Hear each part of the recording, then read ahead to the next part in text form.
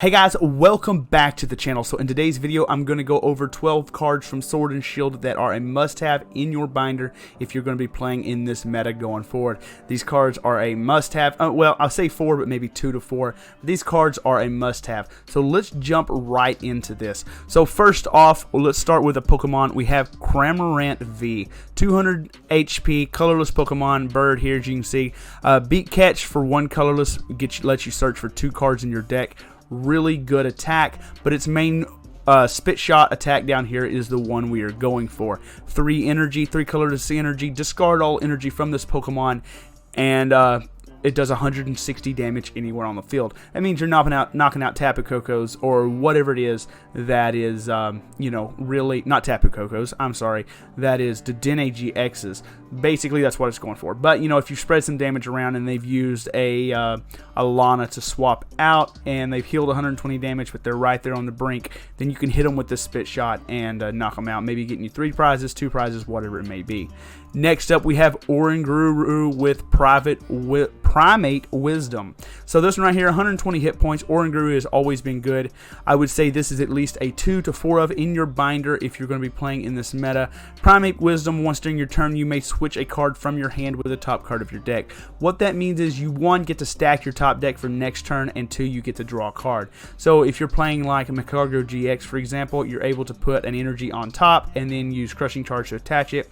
Or if you're playing the new Zacian V, you're able to put an energy on top and then use its ability to attach that card from the top of your deck to your Pokemon. But anyway, this is a super busted card. I say at least 2 to 4 of in every deck.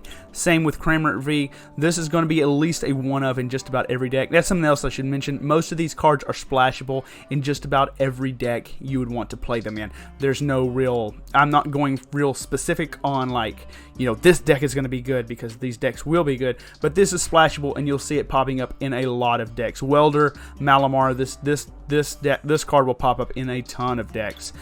We have Cinccino. This one right here is a dumbed down Zoroark. So 90 HP, stage 1, make do. You discard a card from your hand and draw 2 cards. You cannot beat that ability. Zoroark had it for years and it was amazing. Now, the difference between Cinccino and Zoroark is Zoroark was also an attacking Pokemon. For DCE, it did a ton of damage, but the main ability was the drawing. Being able to draw like that, you can play this card with any deck that needs a little bit of extra consistency, and you will get it with Cinccino. So this is a definite, I would say, 4 of in your binder. You can put those in there, and if you ever need to make a deck that needs consistency, there you go, you've got it. Next up, we have Rillaboom. So this card right here is reminiscent of the old Vikavolt. Basically the same ability, has 170 HP, so that's even better. But once during your turn, you may search your deck for 2 grass energy and attach them to one of your Pokemon, and then shuffle your deck. This card right here is going to be a really good card. Pairing it with Rayquaza is going to be amazing. Pairing it with stuff like Alolan Executor is going to be amazing. Stuff like that. It's going to be a really good card. 4 of is a must in your binder going forward. It's going to be used in a ton of decks. Now next we get into the item cards, and first off we have Quick Ball. This right here is just an amazing card. Discard a card, search your deck for basic Pokemon, and put it into your hand. I love it. It is better than Nest Ball in my experience because you don't have to bench it. So you can burn this if you've got a full bench, you don't need it anymore. You're just trying to get rid of cards. You can burn this and you know, just fail the search. But this is a definite 4 of. This will be a 4 of in every deck. Next up, we have Evolution Incense. This is a 4 of in every deck that runs evolutions. So the one thing I like about Sword and Shield is they have really upped their game when it comes to evolution decks. They really helped it out. They really gave them the things they need to make the evolution decks stand up to the big GXs. This is one of it. Search your deck for an evolution Pokemon and put it into your hand. There's no discarding. There's nothing like that. You just flat out search for that evolution Pokemon. Next up, we have Metal Saucer. This right here should actually be called Metal Patch because we've had Dark Patch and we've had Aqua Patch. This should be Metal Patch. Why they named it Metal Saucer, I don't know, but it's attached a a metal energy card from your discard pile to one of your benched metal Pokemon. Same as Dark Patch, same as Aqua Patch. This is a 4 of. If you're going to play metal decks, and most people will because of Zacian, you're going to want Metal Saucer. Next up, we have Ordinary Rod. So we lost Rescue Stretcher. We've had Lana's Fishing Rod, but that's not really that good. But with Ordinary Rod, you are able to put 2 and 2, so up to 4, 2 Pokemon and 2 energies from your discard pile back into your deck. It's great recovery. You're able to put those energies back if you need them. You're able to put that evolution line back into your deck if you need it. It's honestly not quite as good as Rescue Stretcher, but it is still a great choice moving forward. We have a supporter here. We have Marnie. This card right here is in on steroids. Not in. Judge on steroids. Basically, each player shuffle their hand. You shuffle your hand. You don't shuffle it into your deck. You shuffle your hand, and then you put it at the bottom of your deck, so you're guaranteed not to draw those cards again. And then you, as the player, draws 5 cards, and your opponent draws 4. So it's good disruption right off the bat. You put them down to 4 cards in hand, and you get to draw out 5, so it's still a good draw for you.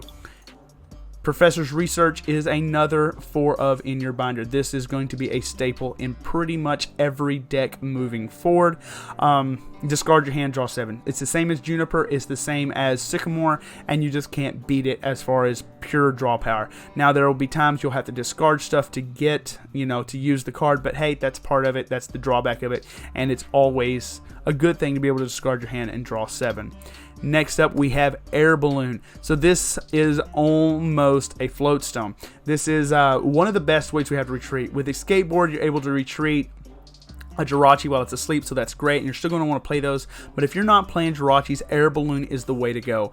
It drops the retreat cost of your Pokemon by 2. That means a Reshizard with one of these attached retreats for 1 single energy, and you just can't beat that.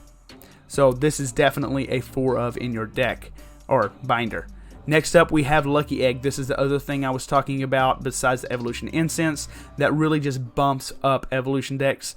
Lucky Egg, when this card is attached to one of your Pokemon, when it's knocked out by damage from your opponent's attack, draw cards until you have 7 cards in your hand. So this right here is an amazing. You can burn your hand down playing Evolution Incense, Quick Ball to be able to evolve and get things going, and then slap this on whatever you're playing, and when they knock it out, you get to draw right back up to 7 cards in hand, and they really can't. There's no real tool removal right now. There's Lysander's Lab, which shuts it off, but that's really the only kind of tool preventer we have. So with Philborgon, Lucky Egg is an amazing card, and I'm glad to see they finally took steps to make it so evolution decks really stand a chance. I was playing Team Up Charizard last night. Probably have a video coming on that here soon. Team Up Charizard last night, and Lucky Egg just makes a huge difference, along with a few other cards. But Lucky Egg makes a huge difference in the amount of consistency we see in that deck.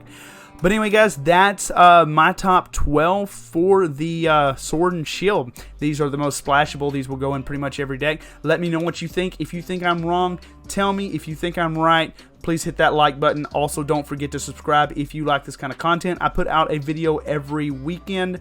So once a week, usually on a Friday, sometimes on a Saturday. But if you like this kind of content, let me know, and we'll catch you in the next one.